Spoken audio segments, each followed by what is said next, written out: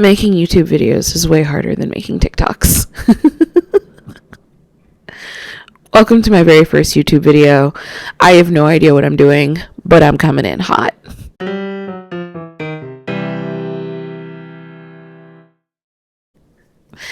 As you may have heard, the TikTok ban is becoming a real thing. Congress has put its foot down, emergency stay orders have been rejected, and it seems like come January 19th, TikTok will no longer be available to users in the United States.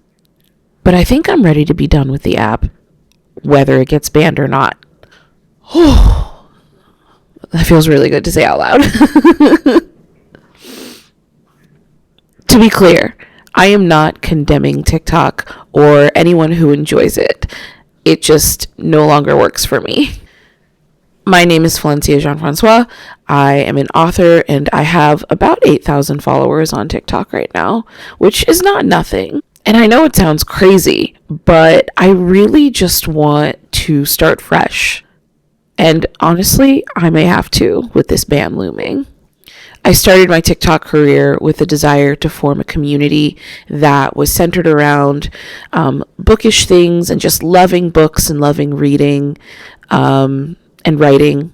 And then that desire evolved to include creating a space for marginalized members of the community. And that was working. There was steady growth and I was able to connect with a lot of really cool people. Then I think there was a shift in the algorithm. I remember there was like a palpable shift in the algorithm. And all of a sudden that like feeling of organic growth evaporated and the algorithm became really aggressively centered on prioritizing novelty. It seemed like videos had to have appeal for everyone in order to get past that 100 view, 200 view threshold. And it felt to me like the videos that I was making for the members of my community, for the people who decided to join me on this journey, were not reaching them. What's the point of having 8,000 followers if your video is not going to reach the 8,000 people who decided to follow you? Am I right? And then the TikTok shop became a thing, and all of a sudden, every other video became a push for a product, and my videos were not getting pushed unless they were pushing a product. And don't get me wrong, I am so appreciative of every person who purchased my product off of the many TikTok ads or TikTok shop videos that I made. But I didn't join a social media app to become a successful salesperson. Not directly, anyway. There are lots of other things than the algorithm that really just rub me the wrong way about life as a TikTok content creator. The revolving door of content that is really bad for my brain. The pushy push notifications. The contradictory violations. Again, this is not to say that TikTok is bad. It just doesn't work for me. So I'm leaving. I've given a lot of thought to the kind of community that I want to build as a content creator.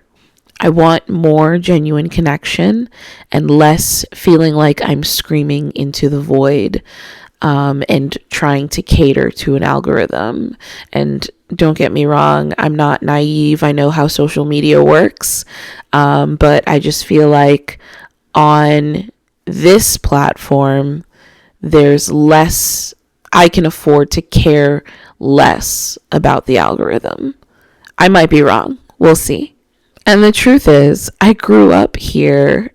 I am so comfortable consuming YouTube content.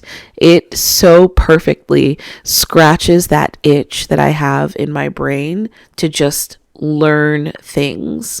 And as a creator, I want to try my hand at doing that for other people. So, what will my YouTube channel offer?